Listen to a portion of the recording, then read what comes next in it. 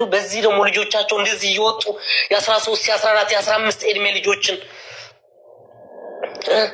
መቼ ነው የሞት የሚያበቃ? መቼ ነው እናቶቻችን እንደዚህ አይነት መቼ ነው ደም ማልቀስ የሚያቆሙት? ህገወጥ ጉዞ እባካችሁ አይ ነው ተመችቷችሁ አይደለም የምትሰደዱት እናውቃለን። ግን ፕሊስ ቢያንስ በአንድ ወር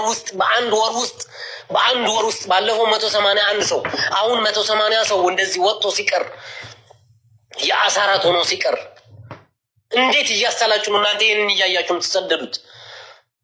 እባካችሁ ስለወላጅ ስትሉ እባካችሁ ኧረ በስለ እግዚአብሔር ስትሉ እንዴ ቢያንስ ለወላጆቻችሁ ዘኑ እንጂ የምር እናቶቻችሁ አባቶቻችሁ ይሄንን ነገር አይተው እኮ እድሜ ልካቸው እኮ የደም እንባ ሲያለቅሱ እኮ ነው የሚኖሩት።